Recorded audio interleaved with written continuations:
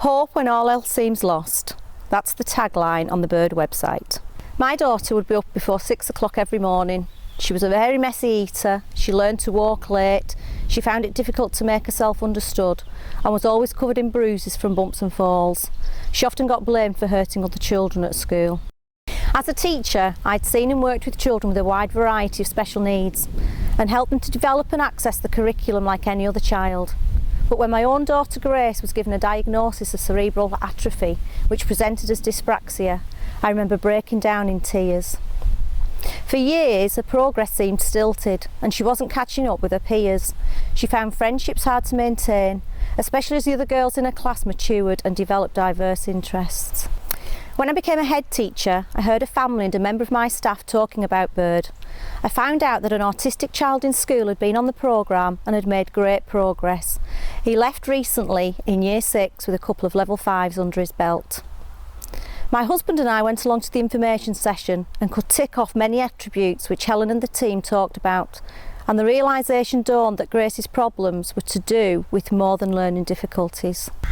We were fascinated by what we heard about infantile reflexes, and suddenly everything made sense. It was hard work at times doing the exercises every day, as we both work full time, but I can honestly say it's the best investment we could ever have made. Grace is now a happy and confident teenager, popular with other children in her school. In her free time, she attends dance and lessons and scouts. Last week I was complimented on what a lovely young lady she is and what a good job I'd done on bringing her up. You can imagine I almost burst into tears again. As a head teacher, I've recommended Bird to several families and colleagues in other schools. Through the Transforming Lives programme, the team have been able to engage with families in Oldham who might not have participated because of the travelling which would have been involved in getting here to Chester. As a school, we offer support by completing the exercises several times a week to help take the pressure off parents.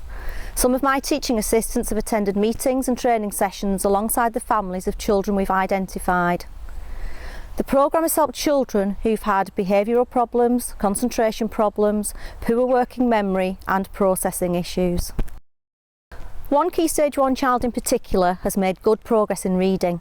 From being below average, she's attained higher than the national expectation for her age and exceeded her target. Over time, I've seen children who've been labelled as naughty, clumsy, switched off, disorganised, becoming good citizens, accessing the curriculum and having much improved life chances, thanks to this wonderful charity.